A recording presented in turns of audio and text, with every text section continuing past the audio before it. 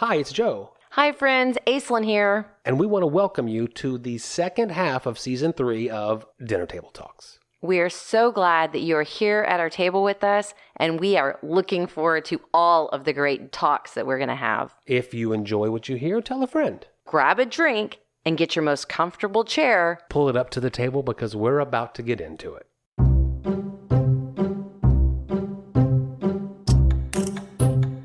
So I've got a problem and I want our friends' help.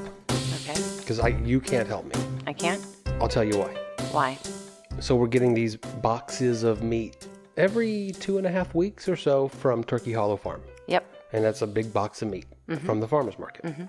I know what to do with the sirloin. And I know what to do with the ground beef. I know what to do with the pork roast. I'm just listing the meats that we get. There you go. It's all good stuff. I know what to do with the pork chops. Yeah. I know what to do with the chorizo. Okay, what I don't know what to do with, every single time we get a box, we get sausage. Yeah. And you don't like sausage. It's not that I don't like sausage. It's just that there's not a lot of ways to use sausage. I'm accumulating uncooked it's very sausage. Similar no matter what. Well, okay. You can't help me. Why can't I?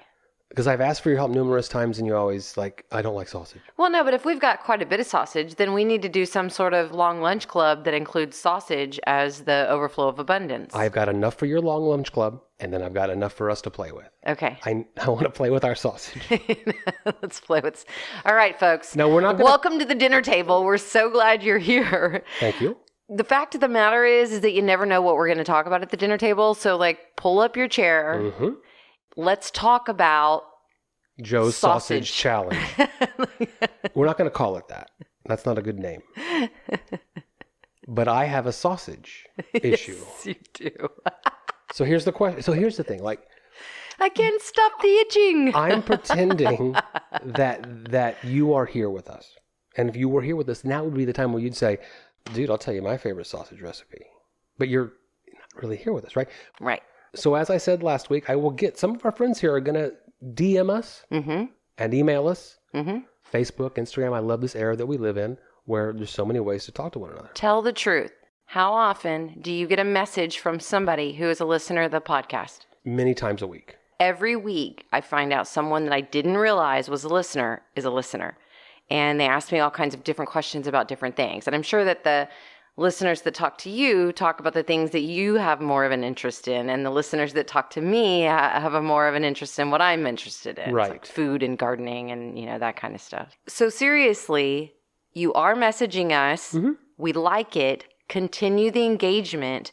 We want to talk back to you. Well, this question, how do you prepare sausage? Exactly. We're going to break the barriers because I want to hear from our friends that we hear from almost every week. But now I want to hear from you saying, I'm not going to DM them. No. What do you do with your sausage?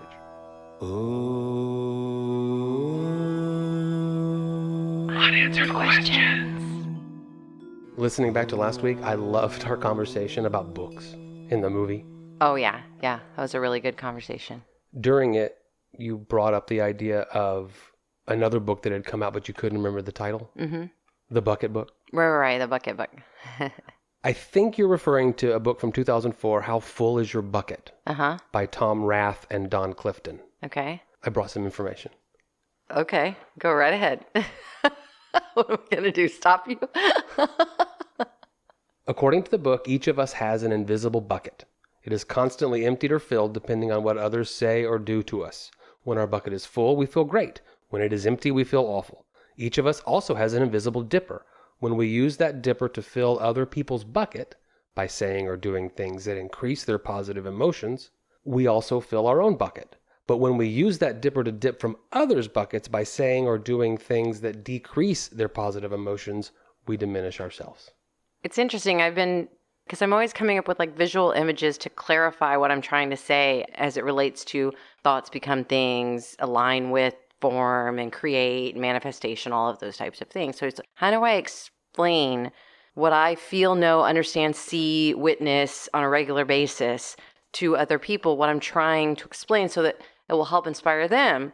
You've all heard me say that if we think about that enough, if we feel that enough, we create form. So everything that exists around us, we've created with our thoughts. right?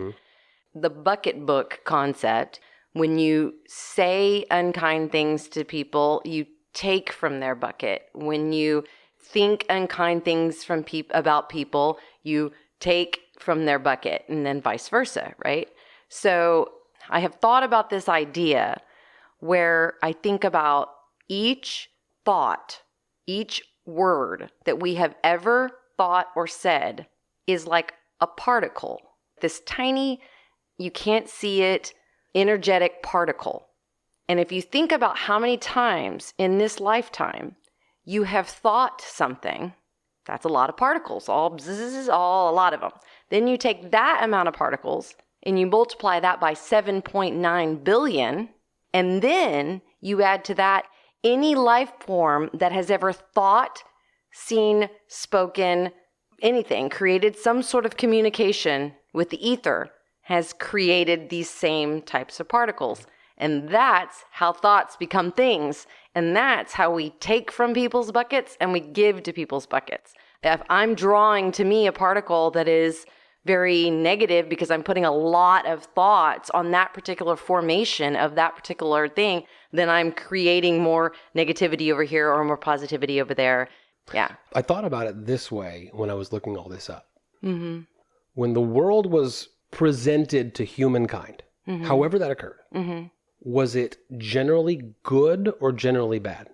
I don't even understand that question. Let's go with the assumption that it was generally good. It was in a level of balance. It provided what it needed to for humankind. That's like creation theory, though, as if like... However we got there. But if you evolve, then you don't see... you don't have a perception that's that clear.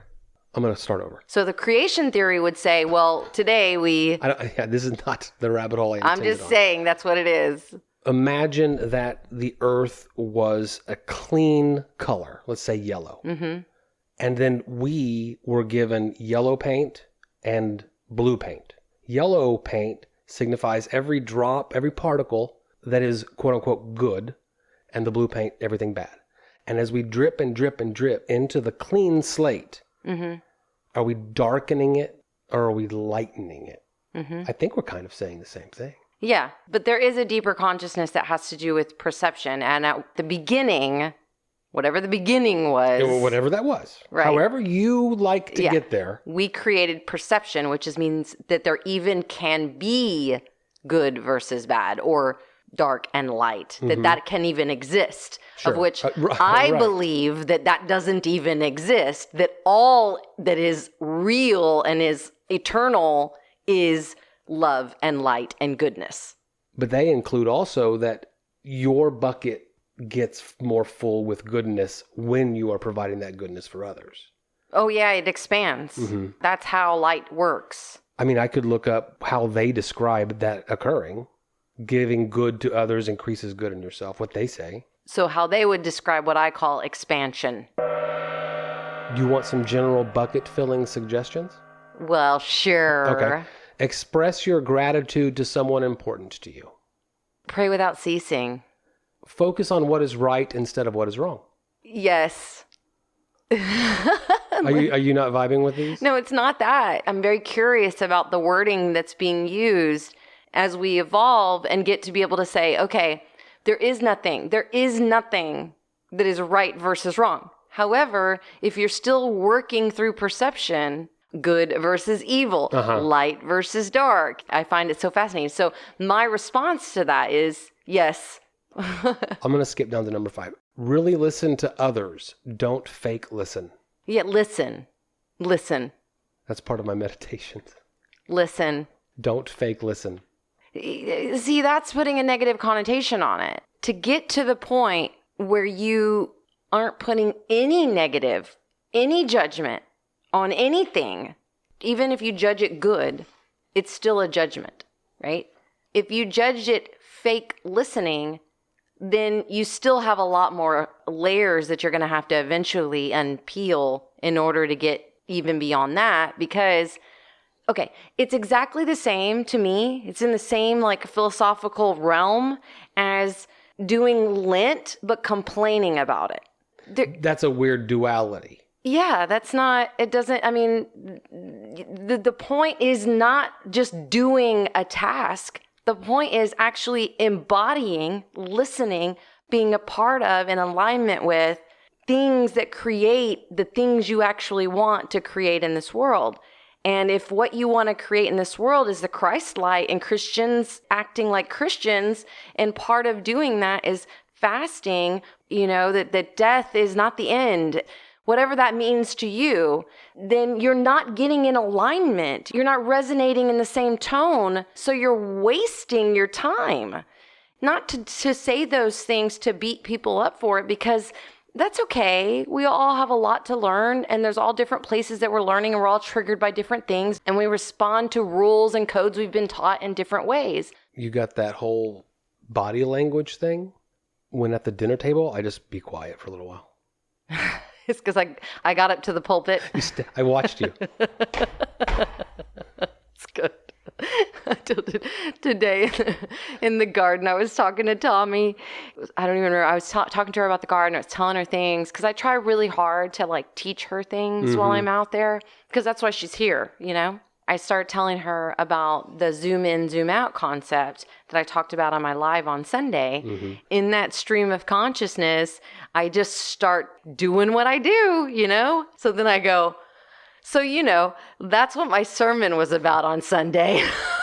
She starts laughing. So one of the things I wanted to start putting out there is that she actually is a winter Texan. So she's headed back to Michigan at the end of April.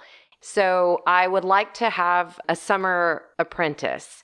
I want to talk to people that might be interested in it. And one of the things about me is that I am very purposeful about leading and teaching in a way that accesses your talents and purposes the best way. But the conversation that Tommy and I had today about her work out here with me and her apprenticeship and her winter, as she calls it, is just we chose together to enter into a learning agreement where we supported each other through this season. It's likely you'll go home with eggs.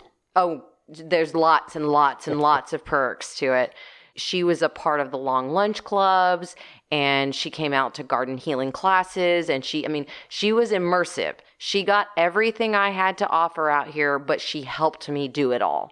And so I'm looking for someone during the summer while she's out of town. So ideally it would be starting up in May and then continuing over to maybe September and October, and then seeing what happens after that. But if you have any interest in that, or you know of somebody that would be interested in it, please connect them with me. Tommy said she would love to talk to anybody about her experience with working with me. Speaking of engagement, I noticed that you reached out to our friend Francesco Inguajato, who's a chef, and asked him about whether he uses pre-prepped garlic. Right. We started talking about that last week, and I, of course, asked you some questions about, what are the ingredients in that? How bad of a demon is it? And then I was impressed that you asked him that question and got an answer from him about that. The question you asked was easy. Yeah. All right, this is an 8-ounce jar of minced garlic. You get it in the produce section. There's a little shelf near the fresh garlic. And that I didn't know the answer to your question last week, what is in this jar, shook me to the core. Boing. How do you know what my core sounds like? Has anyone been closer to your core than me? A half of a teaspoon equals approximately 1 clove of garlic, it says. But when you're dealing with garlic, I just go straight to the tablespoon. Boom, boom, boom. And this makes it so easy. Ingredients: garlic, water, citric acid. Okay, perfect. Is that shelf stable? No, this is just out in the produce area. Okay, so it is canned. Okay. Now listen to the ingredients of this 10-ounce squeezed ginger. Ginger, fructose, vinegar, salt, glycerin, and some kind of acid to promote color retention, xanthan gum, preserved with sodium benzoate. Great. You should probably not feed me that anymore. The answer that Francesco gave us was stick with the fresh stuff. It always tastes better. Now, I knew that already, though. Yes, he is correct. Mm-hmm. This is for the sake of convenience, if you're in line with the preservatives. So garlic, yes. Ginger, no. Yes. I cast thee out, demon. Then what did we make with our chicken wings from last week? Oh, yeah. We ate those right after, and oh my God, they were good, y'all. I'm going to blaze through this quickly. We have talked about chicken wings on the show many times. Mm-hmm. I take my raw chicken wings. I toss them quickly with a little bit of baking powder and a little bit of salt. Okay. I cook those in the oven. Okay. They come out crispy and brown. Yep. And then I toss them in a bowl with a sauce I have made. Right. All right. First time to do the cilantro lime chicken wings. They were so good. To my basic dry toss with the baking powder and the salt, I added pepper, garlic powder, paprika. Okay. The sauce that I made was butter, fresh cilantro, lime juice, a zest of 1 lime, and some honey. Yep. Cook that. It gets a little thick. Put your cooked wings in the bowl. Toss, toss, toss. It was really good. And Lily was home that night, so she was very excited about that. That's one of the reasons why I got the chicken wings out. And then she specifically said when we were talking about the sauce, yeah, these are good. The ones with the cilantro sauce on them. So we're in that thing where I'm trying to figure out ways to use cilantro because I plant cilantro like a cover crop, and now it's starting to bolt. And so what are we going to do with all the cilantro that's everywhere? One of the things I've been doing is making a cilantro salt. It's salt, garlic, and cilantro. It's very easy to make. The point being is we're trying to come up with ways to use cilantro. Our guacamole and pico de gallo is up in the algorithm. Yeah, exactly. Well, today was an extremely busy day. I got up right away in the beginning of the morning. Peed. I do pee, but also I did my meditation, which I'm curious, how's meditation going? I have not missed one day. Very good. I don't do it in the morning. I need to move it to the morning. Well, maybe just give yourself a short 5-minute thing that you do in the morning and start creating a little bit of a habit around that. I enjoyed that conversation very much. Yeah, sometimes we just have to talk things out in order to get us to be able to think differently and to think things out. Your communication to me about my ability to, communicate on all different levels is important. Because I talk to all different types of people. And so some people might be a beginner. I think there was a compliment. I'm going to accept it as a compliment. I think I just heard you say that we compliment one another. We do compliment one another. But then I also started getting all my stuff ready to take it over to the pavilion because it was the long lunch club today. You had stayed up late and made me the entree. The main difference between the long lunch club you had today and long lunch clubs in the past, and I suppose if you go back every, 4 to 6 episodes, right, you'll find a long lunch club episode. Yeah. We had no test kitchen. Right. And I suggested that we have a test kitchen, but you told me we can't because I am providing the spinach. I am providing the mushrooms. And I had just enough to do it once. Right. Well, and that, I couldn't do it back to back. I could have done it earlier. Sure. So with no test kitchen, serving 12 paying customers. And that was a big bump too, because we'd been doing much smaller groups because we'd been doing it at a smaller table. Springtime, everything's growing. Oh, I could have sold today's lunch twice. There's listeners listening right now that missed it and were sad. It's an interesting having I'm not laughing at them. I'm No, I'm saying it's interesting having a relationship with people at the table right now. I know, right? That live near us. Yeah. And then people that live in Germany. Right. That are also at the table right now. Yeah. And now I'm all of a sudden curious if we had any Ukrainian listeners. But those that live near us should come check it out. Yeah. Mushroom, spinach, and chicken enchiladas. I knew I could do it. Oh, I knew you could too, because you've made spinach chicken enchiladas several times. But this was a different recipe because it had the mushrooms. Had your mushrooms. Yes. Which the last time I cooked them and served them here at the table was... They were the ones that came from those compost blocks of yours. Uh-huh, yeah. And they were real tough. Yep.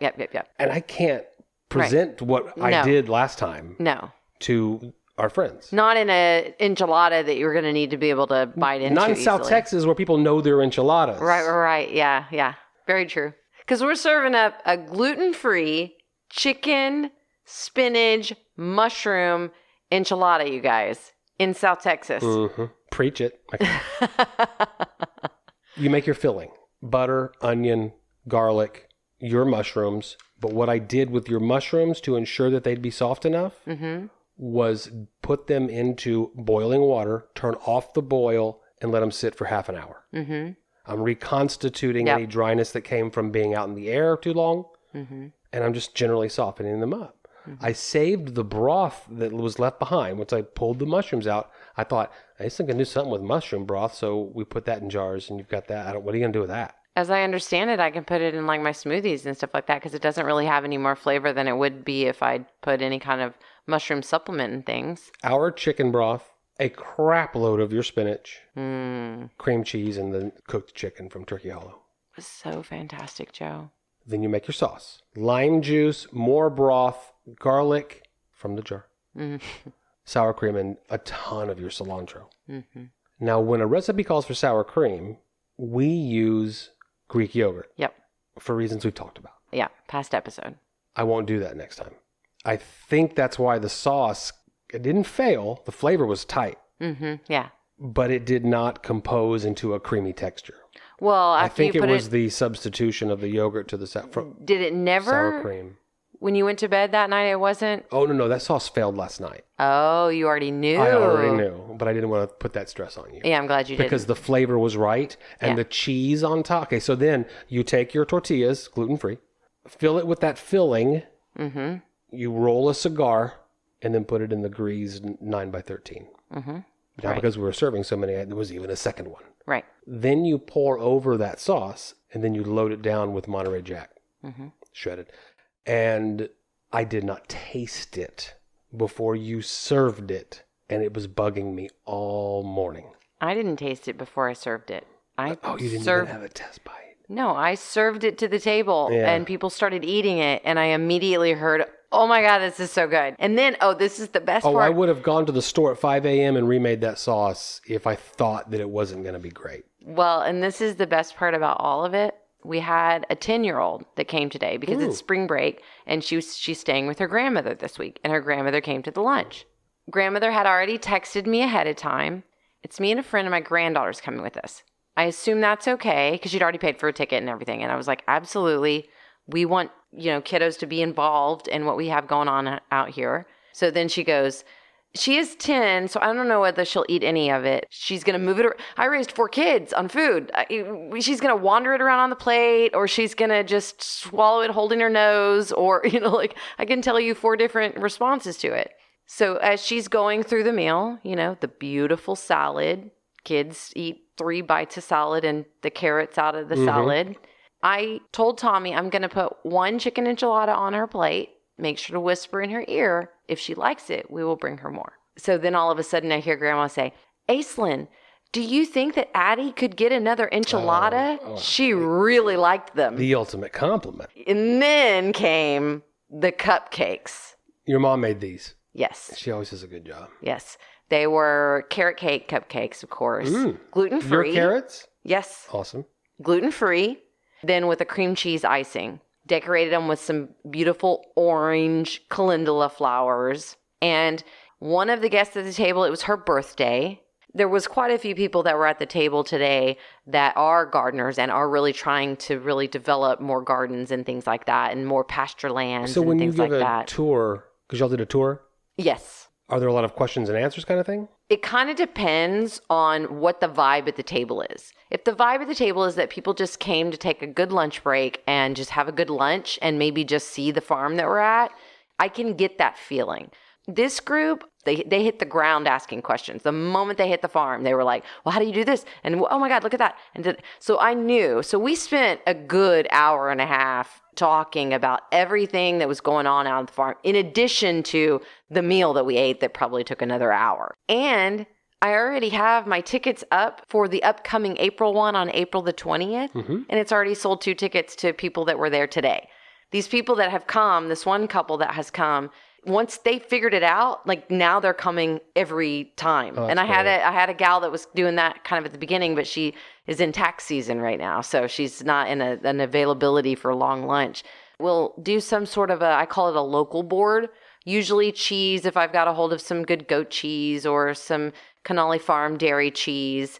Definitely always some sort of dried meat. Today we had venison jerky because of stuff we've made out here at the farm. And then we also had Turkey Hollow's smoked sausage. But there's also always in our local board setup some sort of fermented foods, because my mom is really into using fermenting as a way to preserve foods, And she just made a batch of kimchi a week ago with some Napa cabbage out of the garden and then some daikon radishes and some carrots. And then in addition to that, then I can throw like some pickled beets on your salad. And then at the very end, on the side of your carrot cupcake, I throw in a couple of whiskey figs. And I do all that so that people can taste different ways to preserve, but also so that I can give them reason to go over to that little farm stand table I have over there and pick up something that they tasted that was good. The kimchi today at the table, there was one of the guests was saying that he actually lived in Korea for a very long time.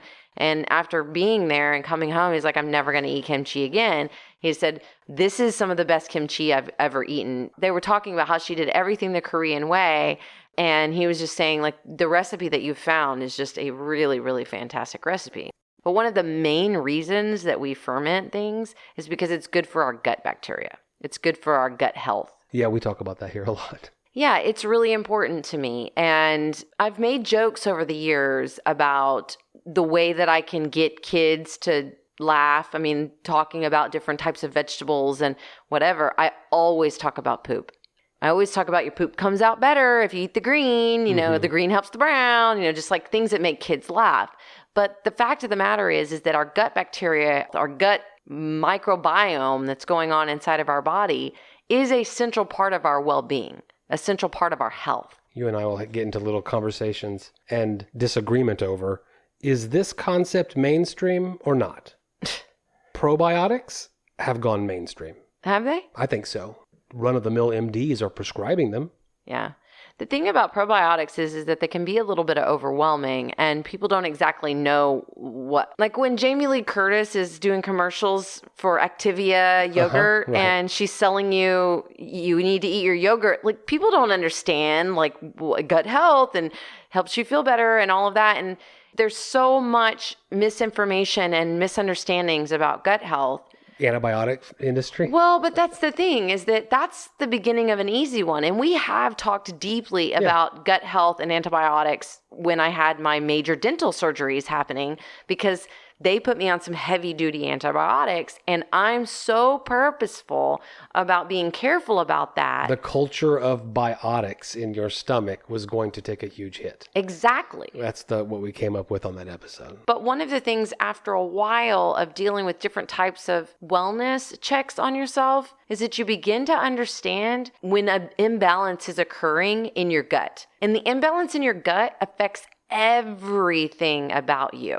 It affects the smell of your farts, the texture of your skin. It affects whether you're going to be craving more sugar than you normally would. It affects whether you will break a diet and go on some crazy binge on some food that you would normally never binge on. It knocks back your entire body's immune system in a way that if you do catch some little bug, virus, whatever, it carries on and on and on and on and on. It's one of the first defenses against the bad guys. Yeah, you have issues with gas, you have issues with heartburn, if you're dealing with these types of things on a regular basis, you have a gut imbalance. There is just literally no question about it. Now, what's causing the gut imbalance or what is actually occurring in a larger scale challenge? Do I have candida in my stomach? A lot of people have candida in their stomachs. So, okay, well, what do I do about that? And so it's not unusual about this time of year. Every year, I have gone through the traditional holiday season that goes from October through the beginning of January. I have gone on a vacation, ate too much junk, ate too many things that are outside of my realm of, general wellness and health. I have drank too much alcohol. I have ate too much sugar. I have gotten some sort of a cold. I'm now have eczema flaring up. It's just this like ongoing thing. And I find myself needing to almost every year or at this time of year to do a sugar fast of some kind. Right now I'm doing an alcohol fast, to do some sort of a detox, to up my level of green consumption, which thank God for the timing of how the whole universe and the world works, because guess what? It's green season and all of the good fibrous greens that we need after a long, hard winter of our body just kind of getting out of balance. So I've gone down this path of doing this and taking a real hard line of doing some gut repair. I tend to have like an innate knowing about it, like it's time, like I can just tell there's something going on with my body. And then I start looking at drinking more kombucha again, because we get out of the habit of drinking bringing kombucha. it back to the kimchi. That fermented food. Exactly. So kombucha is loaded kimchi, with the good guys. Sauerkraut, fermented Yogurt. radish salsa, the yogurt like Jamie Lee Curtis sells. Which is one of the reasons why we use the Greek yogurt instead of the sour cream. Right. Exactly. Is there a health benefit to it? There's no health benefit to it if I put it into a hot sauce and I kill all the bacteria. Oh, yeah. No. I'm not substituting that for next time. Yeah. Heat does not lend well to the life of Greek yogurt. Yeah. When I went to the store the other day to pick up the tortillas for the Long Lunch Club, I decided I was going to go over and look at the probiotic section. I did go over and get some of the mushrooms specifically for gut health immunity. And then I went over and looked at the probiotics, and in the refrigerated section of the probiotic stuff, they actually have this jar of powder. It's probiotics powder. It's got bajillions of little microscopic probiotic things that will make your stomach happy. And you put it in like kombucha or a smoothie or water, whatever works for you. And you do that for 5 days straight. And so you got like a cauldron of bubbles going on. It's not as bad tonight. So yesterday was my first time to do it. Today is the second time to do it. And I did it like right before the podcast. So, can you give us an example?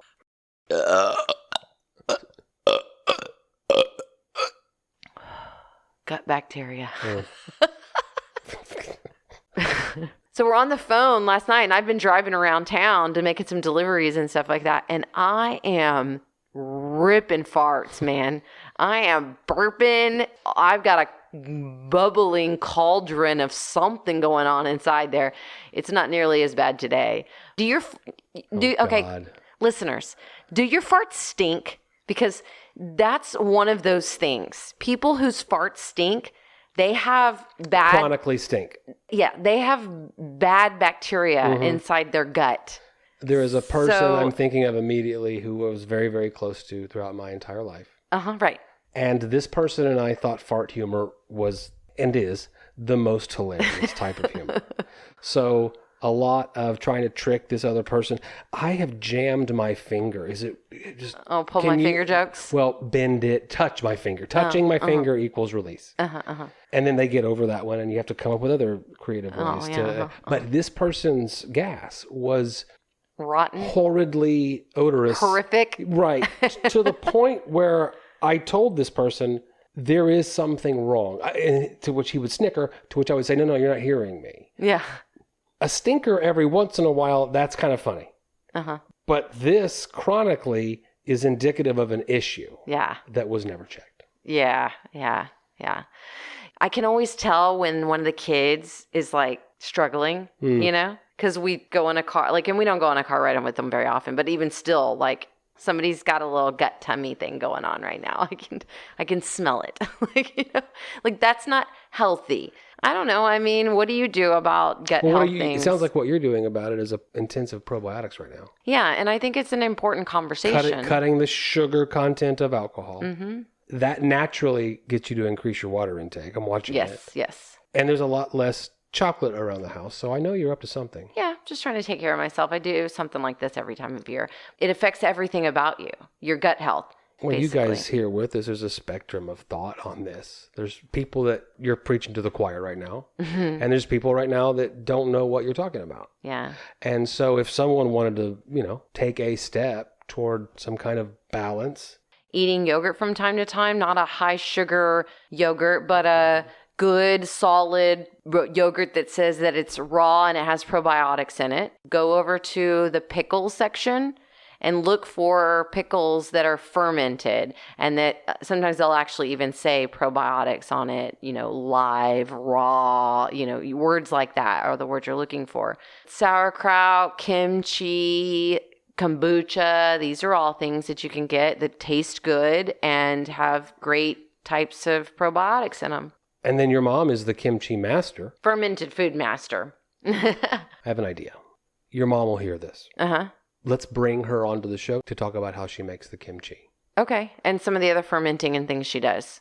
Will she come on? I think she will. I said I need to use ground beef tonight, but I don't want to make tacos or hamburgers. And I said, why don't you make vegetable beef soup? That's actually my most favorite way to eat any kind of vegetable beef soup is to use a ground beef in it. And I've got plenty of root vegetables, starchy vegetables that you could use in it. So I found quick vegetable ground beef soup. This is going in our rotation. It was so good, you guys. And since it's called quick vegetable ground beef soup, I'm going to be quick. Your onion and your ground beef cooking together in a big pot. Mm-hmm. Throw in a little garlic. It always says drain your fat in these recipes, and I never want to, so I don't. Okay. But I like fat in my soups and things like that. Plus, we don't use like fatty, crappy ground beef from the grocery store. We use like good quality meat. Help me figure out what all we put in here. Your carrots, your celery. We used sweet potatoes instead of regular potatoes. I think I cut up the last of a bag of Brussels sprouts. Yep. I did go to the store and get a couple ears of corn so I could shuck some corn. You love to shuck the corn. Well, I'm going to use shucked over frozen corn or canned corn anytime that I can. My corn is coming up so good. I'm going to be harvesting us some corn. Oh, I can't wait. We'll make this again.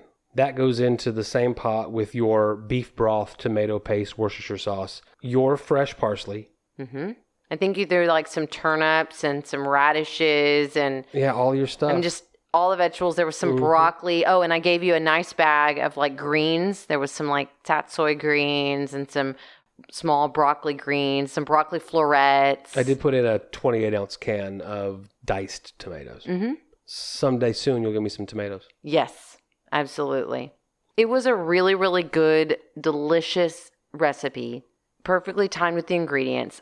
I'm an easy sell on soup. I'm an easy sell on a beef vegetable soup. I was very happy with it. You mentioned something about throwing some noodles into it. I do like After the fact? Yeah, I do like that when you throw that kind of noodles in a beef soup. A gluten-free SpaghettiO shape. That's got a shape. I don't know what that shape of pasta is. Like a ring. Okay. I want to throw some of those in there. We used to put shells in it. That would work too, but I don't know what the gluten-free options are for those kinds of pastas. There's something like that. There's something like that. Then we sent some home with Tommy. She was like, oh my God, it was so good. Then we sent some home with your mom. Mm-hmm. I ate it 3 times. It was a big ol' heaping soup. You made me soup. You were talking about those great lettuce greens and different greens coming out? Mm-hmm. Side salad, homemade ranch. Ugh, homemade ranch. That's how we live. It was good. It was really, really good. Well, hey, while we're in this intellectual vibe, why don't you kick over a question that we can deep dive into? Okay, this is a fun one. And I think I know a version of your answer. Okay. If you had to get a tattoo right now, mm-hmm. so I imagine there's a gun to your head or something. Why is there got to be a gun to my head to make me imagine to do something? The question itself, I pulled it off the internet. If you had to get a tattoo right now, gun to your head, and I was thinking to myself, I don't want to read that way, so I did it in a more, I guess there's a gun to your head. Like, what would it be, and where would it be on your body? So for me, it would be somehow in the category of cash flow and things I want to spend money on, tattoo gets to the top of the list. I would have my back increased, I knew my answer shifted, whatever. Answer, of course. Which, by the way, you still owe me like some work on my back because one year for my birthday, he bought me a gift certificate. Well, he just got me a promise that he was going to do some work on mine, and then I never got anything done. One year for Christmas, you said, I would like to do some work on my tattoo, which has long been dormant from having work done to it. Yes. And I estimate it to be about this much. Yeah. So then I made a certificate for that amount of money. Then you went to a consultation, and it was going to be 50,000 times more than the amount. Was not. So it was going to be like that amount, that times 8. Okay. There's no expiration date on that. Perfect. So maybe it could jump to the top of the cash flow list a little faster because, I'm aging. So is that a problem? I would have to find the right person. That's actually the biggest problem is finding the right person because I already have work done on it and I wouldn't go back to the original tattooer. Our friends listening right now are going to tell you the right person. No, it's not about that. I know the right people to do tattoos. It's the right person that wants to take the piece of art that's already on my back and evolve it. Oh, that was the participate in it. Of that and a lot of tattoo artists don't like doing that. It's their artwork. No, I would expect it's like them to taking somebody's artwork and then like adding your part to it and then calling it yours. you know? But I thought you found that girl and y'all were harmonious. We did. And she left, I think? I don't think she lives here anymore. Right. And a lot of the really, really good female tattoo artists are so booked. And I mean really, really good ones, the ones that are aligned with like sacred art. They're creating like Gardens of Eden masterpieces on people. But that's basically what my back would be evolving into. It's already a mother holding a baby, but the mother is a tree trunk. Her hair is up in the trees and there's dragonflies flying all around. So it's a Mother Earth tree. Have you posted a picture of this? Like you have, right? Well, recently? yeah, because it goes in my back tattoo. Thing. Yeah. And I would get it added to, I would add color and more like Garden of Eden around it and make it an entire back piece. I knew that would be the answer. You're not going to get a tattoo on a different part of your body before you work on that one some more. Right. Okay. I have no idea what the answer to this question is. I don't know. I have found through my experience on this earth. If you had to get a tattoo because there's a gun posted to your head. Well, why are you doing that to me? No, would never. That's not nice. Every fashionable place on a body to get a tattoo becomes out of fashion in the future. We've done the back of the calf. We've done the inside of the ankle. Women did the lower back hole trend. I think the only fashionable spot I have a tattoo is on my foot. Otherwise, I don't do where is it fashionable for other people. The on your shoulder. Mm-hmm. Where else would I get a tattoo? I like arm tattoos and back tattoos. Those are my favorites. I also like thigh tattoos on women. I think small foot tattoos on females are pretty because our feet are pretty and our feet are nice to look at most of the time. I read an article about a guy, a CEO of some company, that put the words "no ego" on his inside of his forearm, so that he had to look at that every time he'd use his arm. But I wouldn't want a tattoo there. Yeah, that's one of the spots. Like a small tattoo would be like right on my wrist. I like that. I like that spot. What would I get? I need your help with this. I like arm tattoos on men. So can I get Calvin from Calvin and Hobbes peeing on something? No, I'm not a big fan of like cartoon character. And if you've got one, I'm sure it's awesome. Do it. Do you. You do you. Right. I'm going to give this more thought. This is one of those random questions of the week that I can't answer randomly, nor can I come up with something glib and funny to trick people into thinking that I answered the question. This is an unanswered question. Right.